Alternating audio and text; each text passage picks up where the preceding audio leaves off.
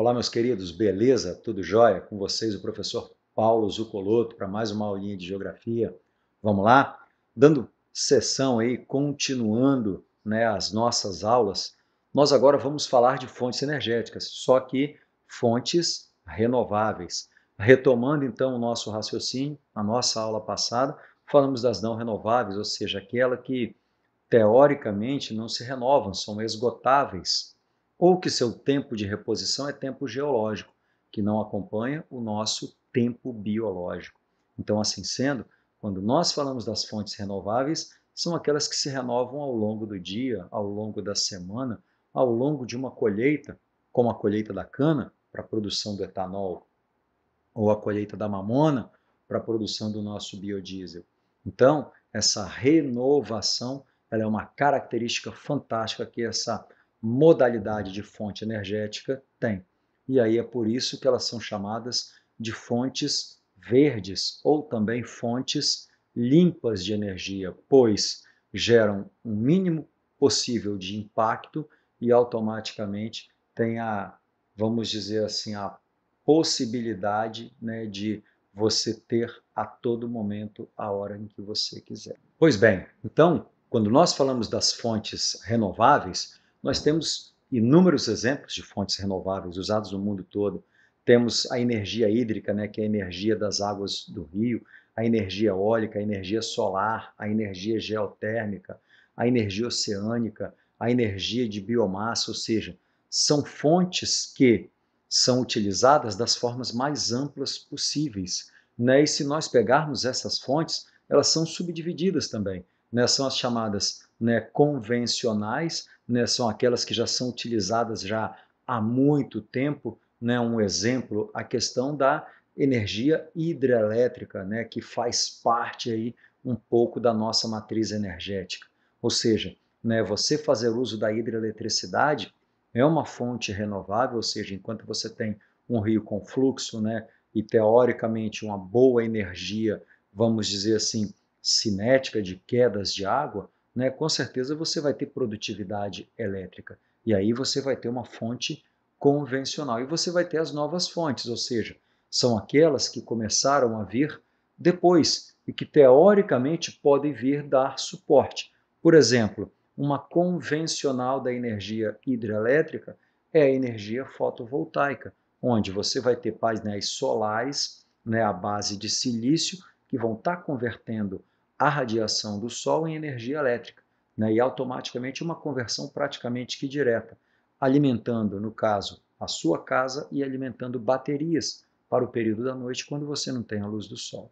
Então, né, essas fontes elas são chamadas de fontes limpas, né, pois, diferente dos fósseis, elas, né, não contaminam ou impactam o mínimo possível e existe uma tendência mundial, né, de abraçar cada vez mais esse tipo de produção energética.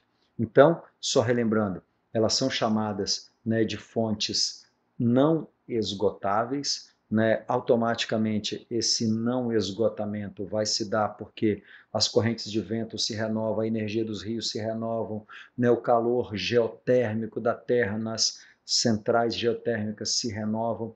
Então você vai ter que essa renovação é o grande diferencial que essas fontes apresentam. E aí, essa renovação dá a esse tipo de fonte energética, em tese falando, quase como se fosse algo infinito, né? A ideia de uma constância, a ideia de uma permanência. Vamos citar um exemplo, né? Há tempos atrás, uma empresa norte-americana, né, em parceria com uma empresa inglesa, eles conseguiram produzir um avião que fez o primeiro voo de um avião movido totalmente a energia solar atravessando o Atlântico, onde esse avião, né, só para nós entendermos, ele era um protótipo, ele não é um avião que ele pode ser utilizado, né, como ele precisava de uma área muito grande para os painéis solares, a asa dele era muito grande, né, mas era um avião feito em fibra de carbono, né, um avião com rodas leves e a capacidade de peso, mesmo sendo um avião né, com quase 40 metros de asa, era um avião que comportava no máximo 2 pessoas, né, onde ele conseguiu fazer uma travessia do Atlântico, né, onde durante o dia ele fazia uso da energia solar nos motores elétricos, né, e um quantitativo de baterias mantinha esse avião voando durante a noite, e durante o período em que ele não tivesse, né, se caso houvesse uma perda de energia das baterias, ele conseguiria planar também tranquilamente. Então, só relembrando, né, as novas tecnologias de energia vão surgindo, mas automaticamente as novas formas de você fazer uso dessa energia também vão sendo desenvolvidas conforme os avanços tecnológicos vão acontecendo. E aí, né, vamos voltar a falar de cada uma dessas fontes energéticas renováveis. Vamos falar desde a hidroeletricidade até a questão, né, da maré motriz.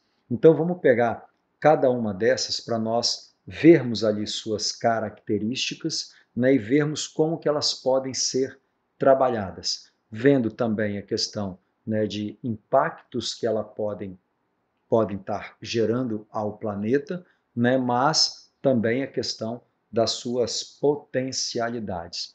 Então, por exemplo, quando nós falamos da energia solar, é aquela energia que ela é absorvida pelo Sol de diversas formas. Você vai ter, por exemplo, a produção de energia solar por painéis fotovoltaicos, painéis de silício, onde esses painéis convertem diretamente a radiação do Sol em energia elétrica.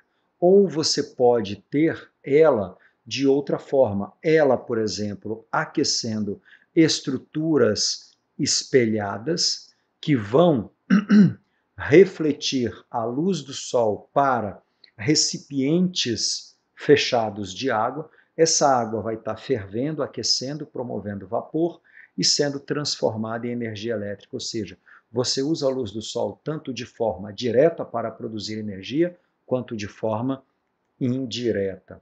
Então, desta forma, esse uso direto e esse uso indireto das energias, da energia solar, né, ela vai fazer com que você tenha, no caso aí, a questão de várias formas de você tentar aproveitá-la.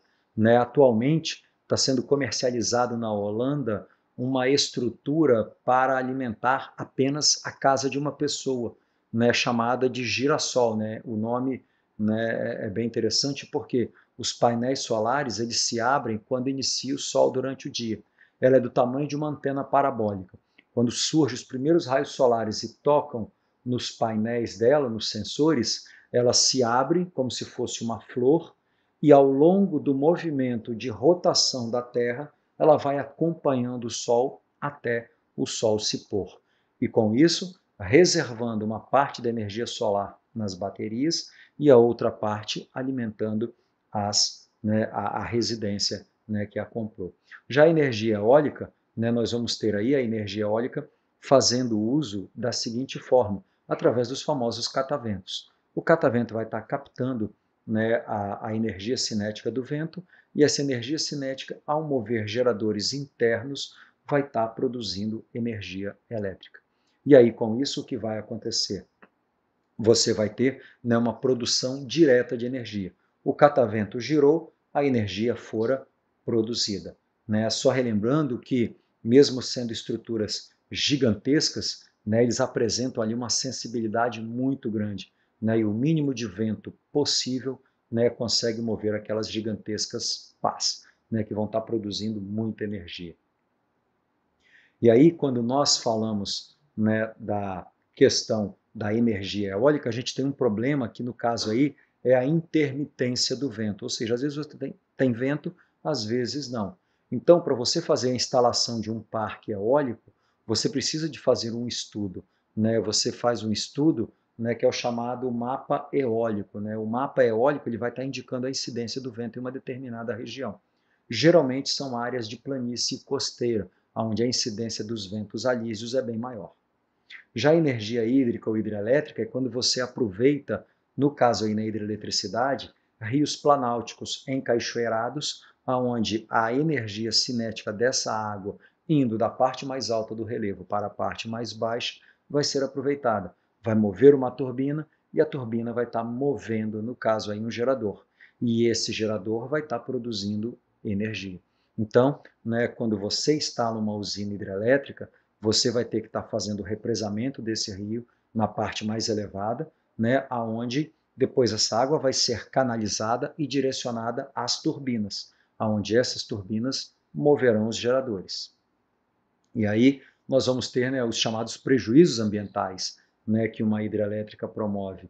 Né? Você vai ter a questão da emissão de alguns gases fruto da decomposição de áreas florestadas que são alagadas. Né? Você vai ter a questão, né, de impactos sociais de população ribeirinhas que são deslocadas. Né? Então você vai ter aí, né, aspectos positivos, mas também aspectos negativos. Mas uma coisa é certa, é muito menos impactante do que o uso das energias não renováveis. Quando nós falamos da biomassa, a biomassa nada mais é do que o uso de matéria orgânica, seja de forma direta ou seja de forma indireta. Então, por exemplo, de forma direta é quando você tem, no caso aí, a queima, né, por exemplo, da madeira. A queima da madeira como fonte energética é considerada uma biomassa. Quando você pega, por exemplo, moe a cana para produzir o álcool ou produzir o açúcar, comumente na fermentação eles queimam o bagaço da cana. O bagaço da cana é biomassa. O álcool produzido pela cana é biomassa. O diesel produzido pela mamona é biomassa. Então, tudo isso aí são fontes, né, que advêm de massa orgânica, de matéria orgânica e que são aproveitadas de N formas. Então, né, nós temos aí a questão de energia de biomassa de três tipos, né, a biomassa sólida, a biomassa líquida e a biomassa gasosa. Né, os sólidos são os restos vegetais que podem, né, ser utilizados em biodigestores na produção de metano, né, resíduos vegetais, resíduos animais e tudo mais. Nós temos os líquidos, o etanol, o biodiesel, entre outros. E os gasosos, nós temos como exemplo a questão do etano, metano, butano, né, todos os gases que são produzidos na decomposição de matéria orgânica do lixo, nos aterros sanitários, dos lixões. Né? Então, quando nós falamos dessas fontes, estamos falando ali, né, de uma infinidade, né, de possibilidades de aproveitamento e de usos. A energia geotérmica, né, ela é a única fonte de energia renovável que não pode ser trabalhada no Brasil, pois ela só é trabalhada em áreas de contato de placa tectônica. E o Brasil, o que acontece? O Brasil está no meio de uma placa tectônica. Então, nós não temos eventos vulcânicos e, automaticamente, nós não temos a questão do vapor, né, que é lançado, né, de áreas vulcânicas e captado por essas centrais geotérmicas, né, para poder produzir energia. Né? Ou seja, você pode estar lançando a água para ela se aquecer próximo dos veios magmáticos e voltar na forma de vapor, ou mesmo você aproveitar-se de forma direta do vapor para mover turbinas, automaticamente movendo geradores e produzindo energia elétrica. Né? E aí, né, a energia geotérmica, só enfatizando, é a única que não pode ser trabalhada no Brasil. A energia das ondas é quando você aproveita tanto a questão, né, das ondas, do seu movimento de subida e descida, como também a entrada das marés, ou seja, as marés subindo e descendo ou a onda subindo e descendo. Isso daí vai depender muito. Né? A França faz muito uso, né, de fontes flutuantes, ou seja, montam estruturas flutuantes onde a movimentação em cima da movimentação do marulho do trem de ondas, você vai ter que a dobradura dessas centrais vai estar movendo pequenos geradores que vai estar produzindo energia elétrica. Ou, com a subida e a descida da maré, você vai ter turbinas que vão ser geradas pela movimentação da água, também produzindo essa energia. Né? Então, só relembrando, quando nós falamos, né, dessas fontes, né, a gente está lembrando que essas fontes elas são chamadas de fontes primárias, ou seja, né, são aquelas fontes a qual você vai ter aí todo um contexto do desenvolvimento do homem ao longo do tempo, do desenvolvimento do seu conhecimento, da sua evolução, das suas revoluções, o homem vai estar descobrindo isso daí. E aí é quando, né, a energia primária, né, descoberta pelo homem, né, num primeiro momento, for a questão da energia solar, né, e logo depois a questão do fogo. Então, assim sendo, essas energias primárias, né, pegando a questão do Sol, temos a energia eólica. Vamos lembrar de Cervantes, Dom Quixote de La Mancha, né? Dom Quixote incursou contra um gigantesco catavento, que nada mais era do que um moinho de trigo, né? E aí ele achava que era um gigante que estava, né, lhe oferecendo risco. A energia hídrica, né, com as primeiras, né, os primeiros moinhos movidos à água, né? E aí, assim sendo, de forma lenta e gradual, o uso da água sendo agora trabalhado na produção de eletricidade, né? Nós vamos ter a energia das ondas, das marés, né, que vão estar fazendo com que você tenha, vamos dizer assim, a questão de movimentações, né, onde você vai ter, né, o aproveitamento dessa energia, assim como a biomassa, queimando matéria orgânica, produzindo, né, o melado, do melado produzindo açúcar, do açúcar produzindo o álcool, pegando o bagaço da cana, reaproveitando, fazendo a queima para a fermentação. Né, os óleos vegetais, como a mamona, né, o óleo de milho, o óleo de trigo, e assim vai. Então, dessa forma, tudo isso daí faz parte de um contexto, né, das nossas energias primárias do tipo biomassa. E aí, só para a gente finalizar a nossa aulinha de hoje, temos uma questãozinha do Enem de 2009, onde essa questão ela é bem interessante. Ela mostra, né, de forma clara, aí, como você pode ver, um veículo liberando CO2. Ela mostra indústrias próximas do veículo também liberando CO2. E aí o que acontece? Você vai ter que esse CO2 ele vai estar reagindo na atmosfera, e ao reagir na atmosfera, ele vai estar alterando o ecossistema aquático, né? Principalmente moluscos, corais, né? Micro-organismos, né? Que dependem de uma estrutura química aquática equilibrada. E aí ele fala, né? Ele coloca na questão assim, né? O impacto apresentado nesse ambiente tem sido intensificado, ou seja, né, aquele processo aonde você vai ter, né, a questão de poluentes lançados na atmosfera, promovendo, no caso aí, uma chuva ácida, aonde esse ácido ele cai na água, acidifica a água, e essa água altera o ecossistema, aí ele quer saber, ó, intensificado, pela intervenção direta do homem ao impermeabilizar o solo? Não. Ele está lançando poluentes, não é a letra A. A letra B, pela irregularidade das chuvas decorrentes do El Ninho, nada a ver, não está falando de nenhuma irregularidade ali. Olha a letra C, que é o gabarito, pela queima de combustíveis fósseis, carvão mineral, petróleo e gás natural, ou seja, esses são os fatores que promovem a chuva ácida. Né? Pela vaporização crescente de oceanos? Não. Pela extinção de organismos marinhos? Não. Né? Os organismos marinhos estão extintos? Estão. Mas o que está provocando, ou seja, o que está intensificando, é a queima de combustíveis fósseis. E aí, só para a gente fechar essa nossa aula de hoje, né, só relembrando, falando um pouco da questão das chuvas ácidas, né, nós tivemos um evento que foi uma chuva de ácido sulfúrico no ano de 1970, na cidade de Glasgow, capital da Escócia. Né, e foi dessa chuva ácida, né, que gerou um dano ambiental monstruoso, que a conscientização ambiental do homem surgira. Tanto que em 72 houve aí a primeira Convenção Mundial de Meio Ambiente. E aí foi nesse contexto que o homem passou a buscar essas fontes que nós vimos hoje, as chamadas fontes alternativas, aonde essas fontes, a probabilidade, a visibilidade que o homem tem é que no futuro elas substituam as fontes, infelizmente, poluentes, chamadas de combustíveis fósseis. Vamos lá, meus queridos, então só relembrando, quando a gente fala então das fontes alternativas, é porque essas fontes elas são alternativas aos combustíveis fósseis, ou seja, aquelas fontes não renováveis e que são extremamente degradantes ao meio ambiente.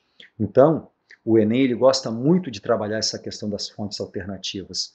Então, só para a gente ter uma ideia, né, eles costumam trabalhar muito a questão da energia fotovoltaica, ou seja, a energia solar, né, a questão do uso dos painéis solares.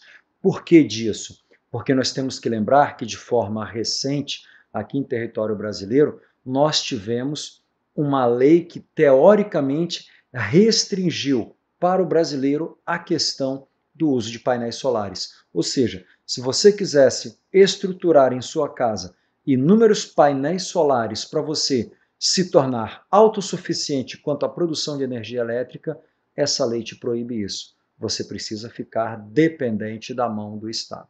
Então, né, você não tem, segundo a legislação brasileira, autonomia para ser autossuficiente ou independente quanto à produção energética. E aí é por isso que o Enem gosta de trabalhar esses questionamentozinhos. Vamos lembrar que a questão da energia hidrelétrica, né, através de centrais hidrelétricas, ela é muito comum, por exemplo, no interior. Né? No interior, às vezes, você visita um determinado sítio onde as pessoas têm aí o seu gerador e produzem uma parte da energia. Né? Então, não tem tanto problema, né? Uma vez que, né, geralmente esses geradores, pelo fato de não comportarem grandes equipamentos, você vai estar fazendo uso da energia do governo.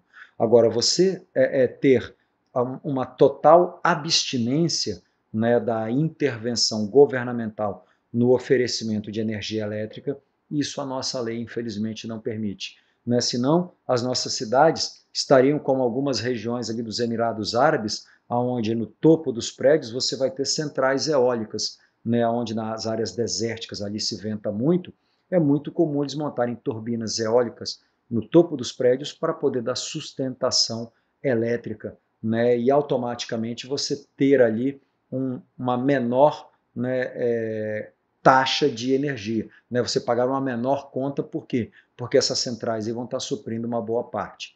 Né? Eu não sei se vocês já viram, mas ali nos Emirados Árabes se tem um cassino ali do lado do Burj Khalifa, onde foram construídas 5 turbinas por uma empresa, ela é holandesa, que é uma referência mundial, não lembro o nome da empresa, mas essas turbinas, elas literalmente deram autonomia a esse prédio para ele poder ser independente relacionado à questão energética, produzindo apenas energia do vento.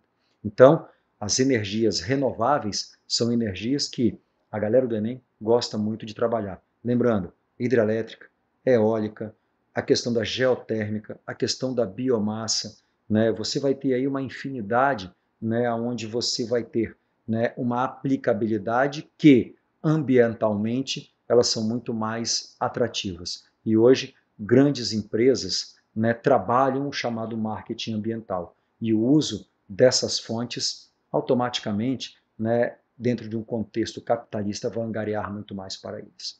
Beleza, meus queridos? Essa foi a dica do professor Paulo. Fiquem com Deus e até o nosso próximo encontro. Um abraço, meus amigos.